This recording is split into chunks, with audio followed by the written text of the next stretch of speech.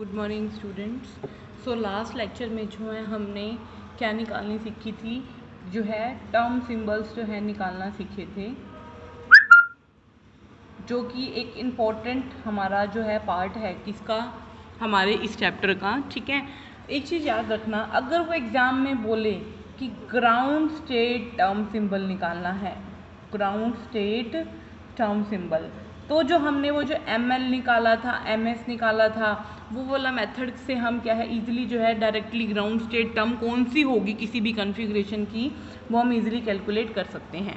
But अगर हमें क्या है वो पूछे सारे के सारे टर्म सिंबल निकालने हैं, तब हमें वही नॉर्मल मेथड जो हमने किया था पी स्क्वायर के केस में भी, क्या सबसे पहले हमें सारी S की वैल्यू निकालनी पड़ेगी, S1 + S2 से S1 - S2, फिर L की वैल्यू निकालनी पड़ेगी, फिर J की वैल्यू, वही हमें प्रोसीजर क्या करना पड़ेगा, फॉलो करना पड़ेगा।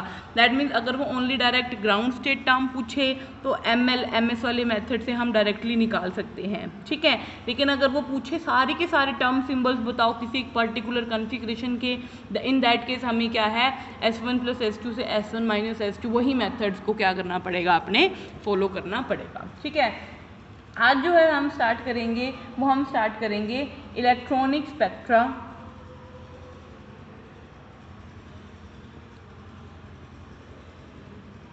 Of transition metal complexes, electronic spectra of transition metal complexes. ठीक है, अब इलेक्ट्रॉनिक जो स्पेक्ट्रा है ट्रांजिशन मेटल कॉम्प्लेक्सेस का, वो राइज ही क्यों होता है, हमें अच्छे से पता है कि क्या होता है कि हमारा जो इलेक्ट्रॉन जो कहाँ प्रेजेंट होता है, ग्राउंड स्टेट में क्या रहता है, प्रेजेंट रहता है।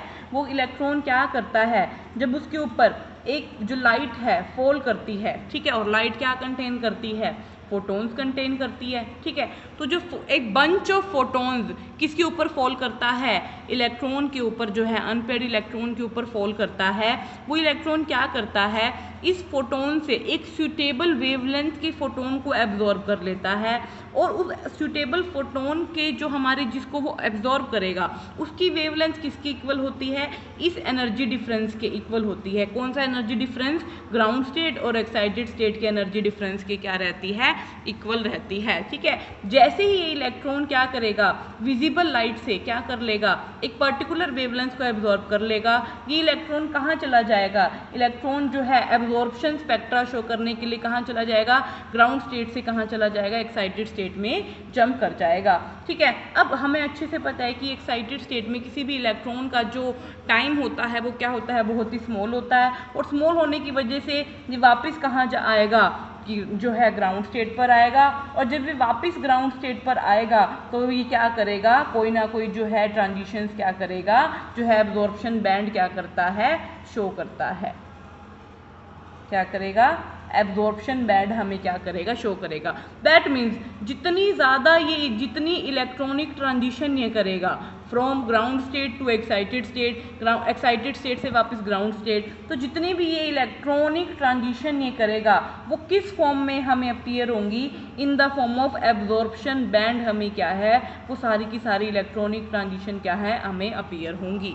ठीक है, लेकिन एक चीज़ याद रखिएगा कि जब भी हमारा जो इलेक्ट्रॉन ट्रांजिशन करेगा, ग्राउंड स्टेट से एक्साइटेड स्टेट जाएगा और वापस एक्साइटेड स्टेट से ग्राउंड स्टेट आएगा, और हमें कोई ना कोई एक एब्जॉर्प्शन बैंड मिलेगा। तो जब कभी भी किसी मॉलिक्यूल में इलेक्ट्रॉनिक ट्रांजिशन होती है ना, तो उस इलेक्ट्रॉनिक ट्रांजिशन के साथ साथ और बहुत सारी ट्रांजिशंस अक्कर होती हैं। कौन कौन सी, उसके अंदर रोटेशनल ट्रांजिशन भी होती हैं, वाइब्रेशनल ट्रांजिशन भी होंगी। ठीक है, तो दैट मीन्स जो इलेक्ट्रॉनिक ट्रांजिशन है वो क्या है, सिर्फ एक सिंपल ट्रांजिशन नहीं है, उसके अंदर रोटेशनल ट्रांजिशन भी इंक्लूडेड होंगी, वाइब्रेशनल चेंजेस भी आएंगे मॉलिक्यूल के अंदर, वो ट्रांजिशन भी इंक्लूडेड होंगी। ठीक है, तो दैट मीन्स जो हमें स्पेक्ट्रा मिलता है, जो हमें इलेक्ट्रॉनिक स्पेक्ट्रा मिलेगा, वो क्या है, कंटेन सिर्फ एक सीरीज ऑफ बैंड करेगा, क्या करेगा, एक क्या करेगा, सीरीज ऑफ बैंड क्या करेगा, कंटेन करेगा। ठीक है, और दैट मीन्स क्या है, जितनी भी हमारी जो इलेक्ट्रॉनिक ट्रांजिशन है वो हमें क्या है, एक ब्रॉड बैंड की फॉर्म में मिलेंगी। किसकी फॉर्म में मिलती हैं, ब्रॉड बैंड की फॉर्म में मिलती हैं।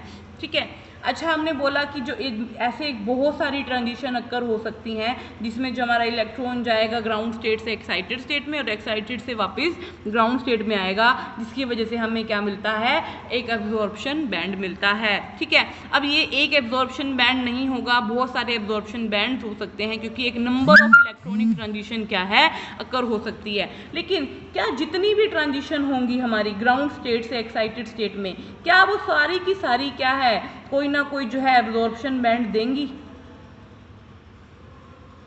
नहीं, जितनी भी ट्रांजिशन होंगी ज़रूरी नहीं है कि वो क्या है, सारी की सारी क्या है, हमें कोई ना कोई एब्जॉर्प्शन बैंड दे।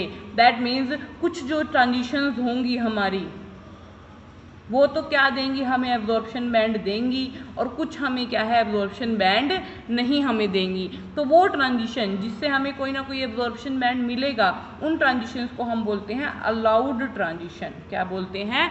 अलाउड ट्रांजिशन बोलते हैं। But on the other hand वो ट्रांजिशन जिससे हमें कोई भी ट्रांजिशन बैंड जो है ऑब्टेन नहीं होगा, ठीक है, उनको हम क्या बोलते हैं, फॉरबिडन ट्रांजिशन। क्या बोलते हैं? Forbidden transition. अब कौन सी ट्रांजिशन अलाउड होगी और कौन सी ट्रांजिशन फॉरबिडन होगी, किसके ऊपर डिपेंड करेगा? अब मेन पार्ट शुरू होता है, दैट इज सिलेक्शन रूल। ठीक है, इंपॉर्टेंट है सिलेक्शन रूल वाला टॉपिक। तो दो सिलेक्शन रूल है हमारे पास। सबसे पहले है एक स्पिन सिलेक्शन रूल, ठीक है, एंड सेकंड वन है हमारे पास लेपोर्टे सिलेक्शन रूल। लेपोर्टे सिलेक्शन रूल, ठीक है, कौन सा है हमारा? Spin selection rule, and second क्या है? लेपोर्टे सिलेक्शन रूल। ठीक है, तो स्पिन सिलेक्शन रूल क्या कहता है, सबसे पहले बात करते हैं। स्पिन सिलेक्शन रूल क्या कहता है? वो कहता है कि transition from lower to higher electronic energy level of a molecule, ठीक है, may occur provided that the two energy level involved in the transition are of same multiplicity। वो कहता है कि सिर्फ उन्हीं दो जो है, मान लो मेरे पास दो ट्रांजिशन स्टेट है हमारे पास, एक लोअर इलेक्ट्रॉनिक एनर्जी लेवल है, एक हायर इलेक्ट्रॉनिक एनर्जी लेवल है, ठीक है, वो कहता है कि उन्हीं दो जो है इलेक्ट्रॉनिक लेवल के बीच में ट्रांजिशन अक्कर होगी जिनके बीच में जो है स्पिन मल्टीप्लिसिटी वो क्या रहेगी? सेम रहेगी। क्या रहेगी? सेम रहेगी। दैट मीन्स वो ट्रांजिशंस अलाउड होंगी जिनमें क्या है, कोई भी चेंज नहीं होगा स्पिन मल्टीप्लिसिटी के अंदर। फॉर एग्जाम्पल, जैसे हमारे मैं पी स्क्वेयर की बात करूं, पी स्क्वेयर में मेरे पास कौन कौन से हमारे पास तीन बनते हैं, एक 3p 1s 1d, ठीक है, मैं आपको, और इसमें ग्राउंड स्टेट हमारी 3p रहती है, फिर फर्स्ट एक्साइटेड स्टेट हमारी 1d होती है, और देन क्या रहती है हमारी 1s रहती है, यही होती है ना। ठीक है, तो अगर मैं आपसे पूछूं, एक ट्रांजिशन है जो कहाँ से कहाँ जा रही है, 3p से 1d जो है इलेक्ट्रॉन हमारा क्या है, इलेक्ट्रॉनिक ट्रांजिशन कर रहा है, क्या ये ट्रांजिशन अलाउड होगी? ठीक है, on the basis off spin selection rule बताइए।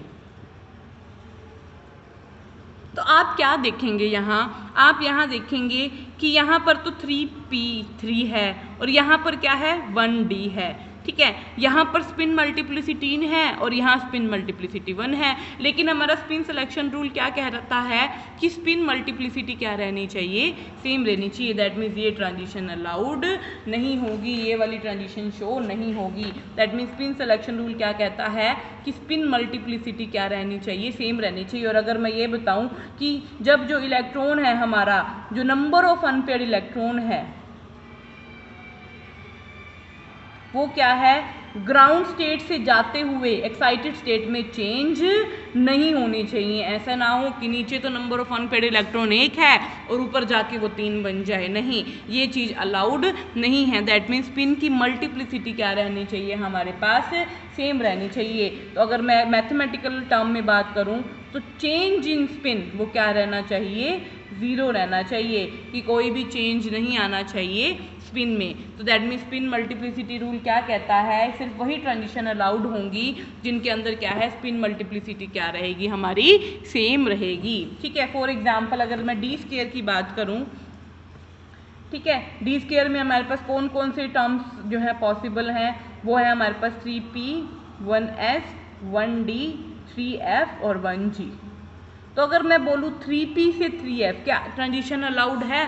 बिल्कुल। देखिए यहाँ पर भी स्पिन मल्टीप्लिसिटी 3 है और यहाँ पर भी क्या है, स्पिन मल्टीप्लिसिटी क्या है, 3 है। तो ये ट्रांजिशन मेरी क्या होगी, अलाउड होगी।